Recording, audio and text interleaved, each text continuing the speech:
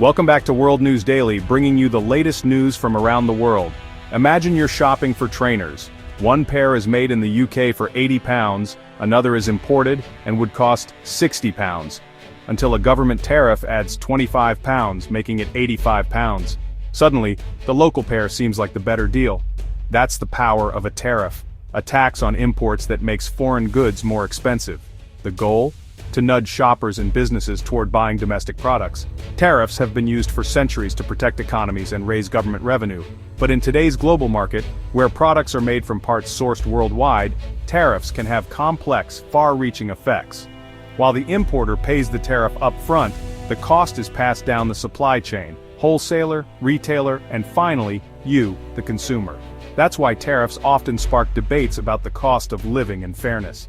Understanding tariffs is key to grasping how trade policy shapes our daily lives. Every purchase connects you to a web of global rules and decisions that affect jobs, businesses, and even international relations.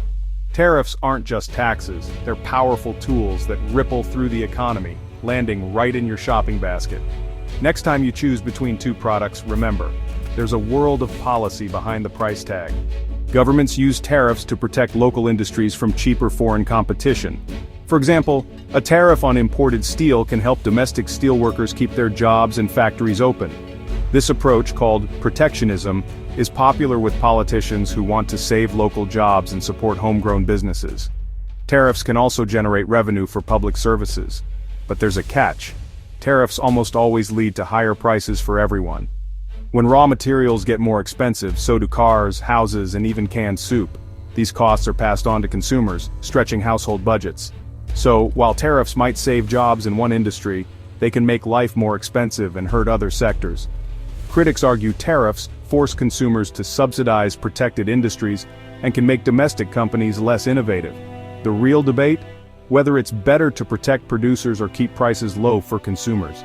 This tension is at the heart of every trade policy argument. Tariffs are never just about economics. They're about whose interests come first. Trade isn't one-sided. When one country imposes tariffs, others often retaliate. For example, if the US taxes European steel, Europe might hit back with tariffs on American goods like motorcycles or whiskey. This tit-for-tat can quickly spiral into a trade war, hurting businesses and consumers on both sides. Export-focused industries suffer most. American farmers, for instance, lost major markets when China retaliated against US tariffs.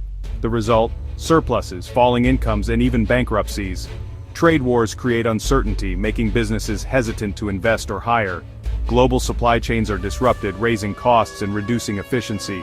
Consumers end up with fewer choices and higher prices. Instead of fostering cooperation, trade wars build economic walls and strain international relationships. The intended protection often backfires, causing widespread damage that can take years to fix. In the end, everyone pays the price for escalating trade disputes. Trade policy isn't just about numbers, it's about real people and livelihoods.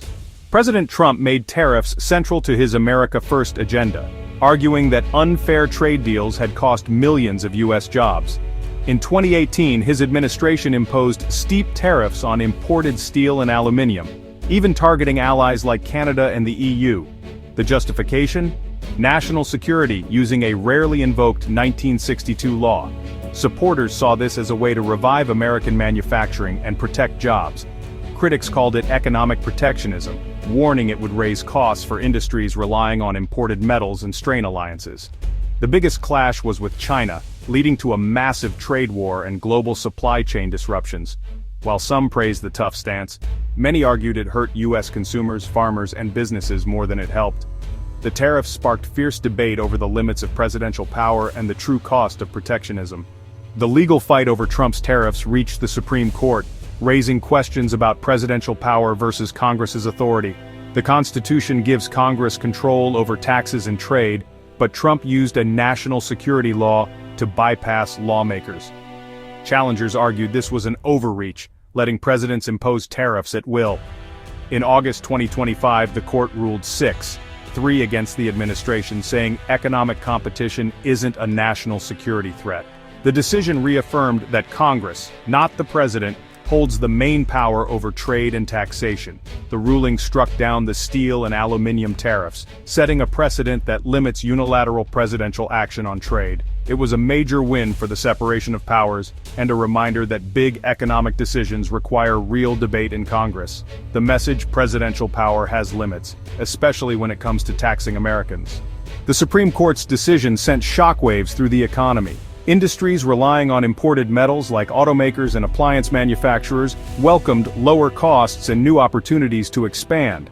For them, the end of tariffs meant cheaper materials, potential price drops, and more jobs. But domestic steel and aluminum producers faced tough competition again, with fears of layoffs and plant closures. Exporters, especially farmers, celebrated as foreign markets reopened and retaliatory tariffs were lifted. American products like cheese and bourbon could once again reach global customers. Consumers stood to benefit from lower prices on cars, appliances, and even canned goods. Businesses that had paid tariffs for years were now eligible for government refunds, offering a potential economic boost. The ruling redrew the economic map, shifting fortunes across industries. It marked a return to a more open, predictable global marketplace. The effects were immediate for some, gradual for others, but the landscape of American trade had changed overnight. The decision set a new course for how the U.S. engages with the world. Supreme Court rulings and trade wars might seem distant, but they shape the prices you pay and the jobs in your community. Understanding tariffs isn't just for economists, it's about being an informed citizen. Every policy choice has real-world trade-offs. Saving one job might mean higher costs or lost jobs elsewhere. The 2025 ruling reinforced that big decisions on trade should be made through open debate in Congress, not by one person alone. Checks and balances matter as much as economic outcomes. We all play a part in the global economy, through what we buy, the work we do, and the leaders we elect. By learning how tariffs work, we can ask better questions and hold our leaders accountable. In a connected world, understanding trade is essential for shaping our shared future.